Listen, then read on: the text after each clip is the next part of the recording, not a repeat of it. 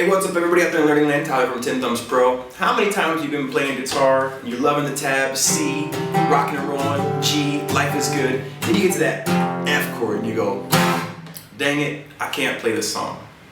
Let's talk about that.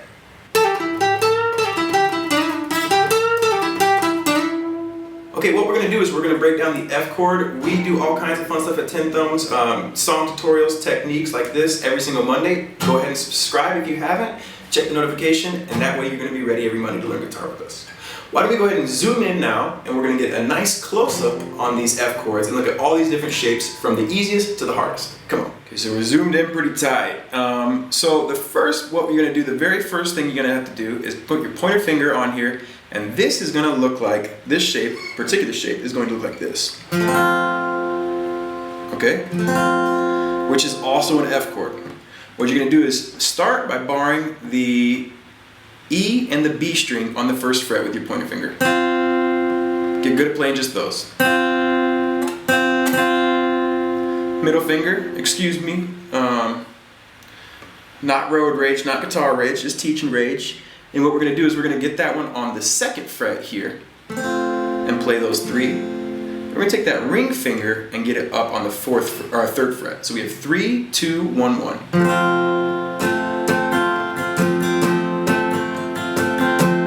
Okay, and that is an F chord, and that is the one that I would learn first. It's two birds, one stone, because you get to practice a little bit of your bar action, but that way you can play the F in any song that has an F chord, okay?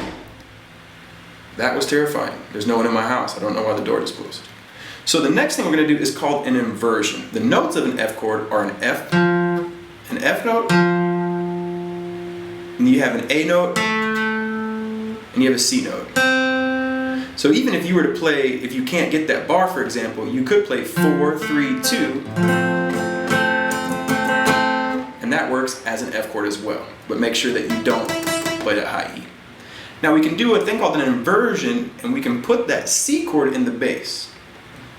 And what this is going to do is ring finger on the third fret, pinky below it, middle here on the second fret of our G string, and this one's going to play both the B and the A, and we get this shape.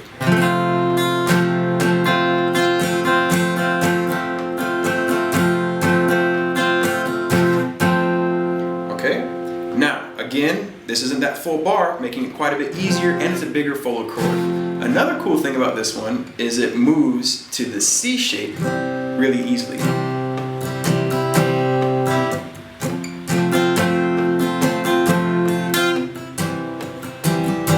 Alright, that's really, really common to see it. Think of like something like a song like Hey Ho. 1, 2, 3, 4, and 1, 2, 3, 4, and 1. See? So that's another thing that you could practice independently, but you're going to really want to know how to be able to change between the F and the C as well.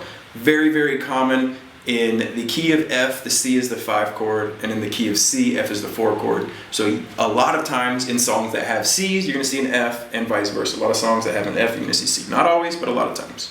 And then of course, we want to be able to play the granddaddy. Now, what I would focus here is I would put these two fingers down first. Ring finger, third fret, pinky below that, and then we're going to follow suit with our middle finger down here, second fret of this string.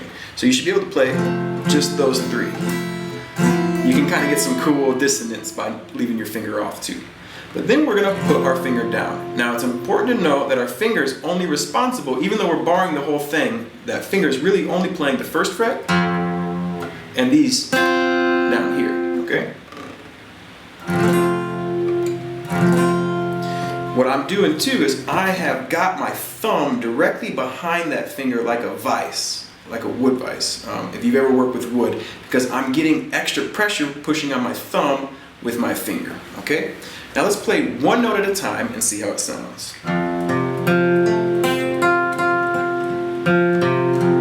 And that's the way to test it, okay? I'm wiggling all over the screen, sorry everybody. And that's the way to test it, one note at a time. That way you can find where you're buzzing a little bit and adjust your pressure accordingly. Now this would be the hardest one, but this is also a very important shape because it's movable. This is an F note, but watch what happens when I take the same shape and play it on the third fret. I get a G chord. So if you're having trouble with this shape, one thing you could do is move it up the neck.